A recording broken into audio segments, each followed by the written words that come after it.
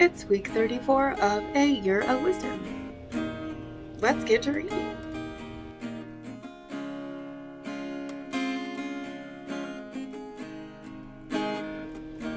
Day 233. Job 30. But now those younger than I, as far as days, laugh at me, whose fathers I rejected for setting with the dogs of my sheep and goats. Moreover, what use to me is the strength of their hands? With them vigor is destroyed. Through want and through barren hunger, they are gnawing in the dry region in the darkness of desolation and waste. They are picking salt herbs, the leaves of bushes, and the roots of broom trees to warm themselves. They were driven out from fellow people. They shout at them as at a thief, so that they dwell in holes on the ground and in the rocks. They bray among the bushes. They are gathered under the nettles. A senseless crowd, yes, a disreputable brood. They were cast out from the land. But now I am their mocking song, and I have become a byword for them. They abhor me.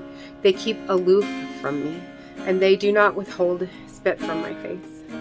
Because he has loosened his bowstring and humbled me, and they have thrown off restraint in my presence. On the right hand, the brood rises up. They put me to flight, and they build up their siege ramps against me.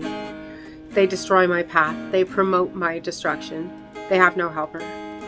As through a wide breach they come, amid a crash they rush on. Terrors are turned upon me. My honor is pursued as by the wind, and my hope of deliverance passed by like a cloud.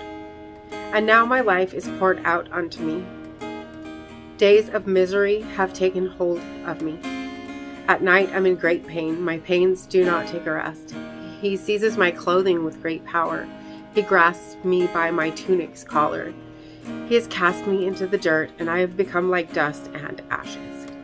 I cry to you for help, but you do not answer me. I stand, and you merely look at me. You've turned cruel to me. You persecute me with your hand's might. You lift me up to the wind. You make me ride it, and you toss me about in the storm. Indeed, I know that you will bring me to death and to the house of assembly for all the living. Surely someone must not send a hand against the needy when in his misfortune there is a cry of help for them. Have I not wept for the unfortunate and grieved myself over the poor? Indeed, I hoped for good, but evil came, and I waited for light, but darkness came. My bowels are in turmoil, and they are not still. Days of misery come to confront me. I go about in mourning garb, but not in sunlight. I stand up in the assembly, and I cry for help. I am a companion for the jackals, and a companion for ostriches. My skin turns black on me, and my bones burn with heat. So my lyre came to be used for mourning, and my flute for the voice of those who weep. Proverbs 21. Streams of water are the heart of the king in the hand of Yahweh. Wherever he will desire, he will turn. Every way of a man is upright in his own eyes, but Yahweh weighs the heart. Doing righteousness and justice is more acceptable to Yahweh than sacrifice. Haughtiness of the eyes and pride of heart, the lamp of the wicked, are sin.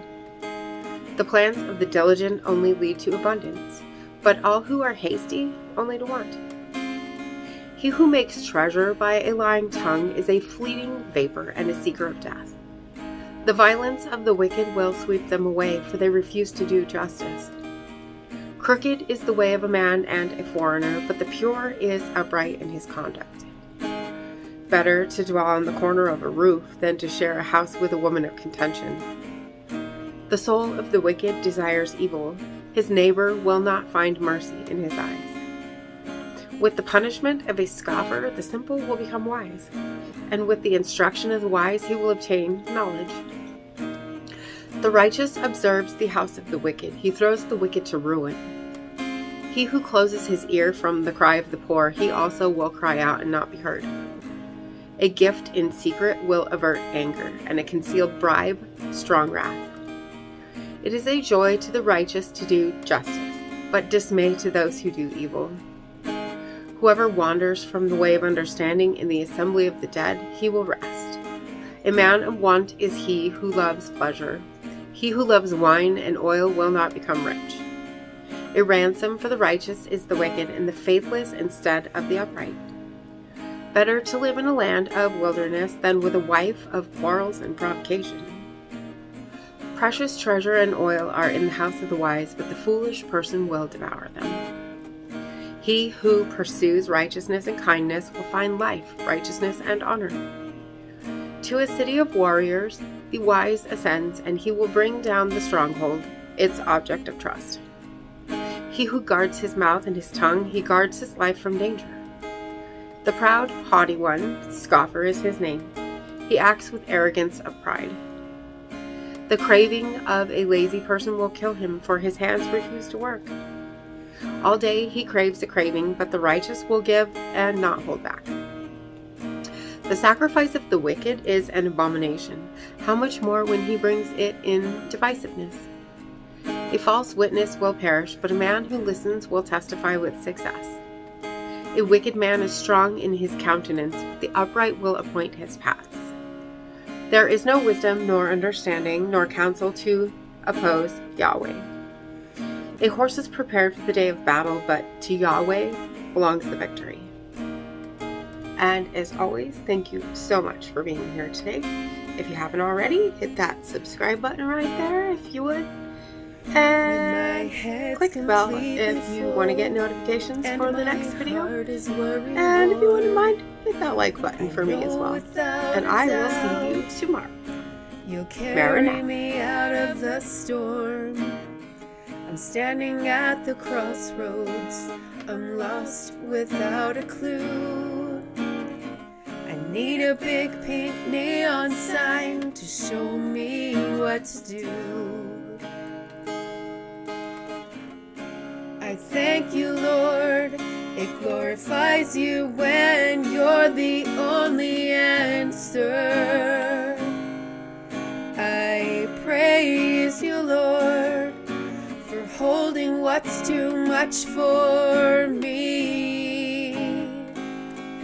And I'm amazed by you, Lord, because nothing's too big and nothing's too small to lay at your feet.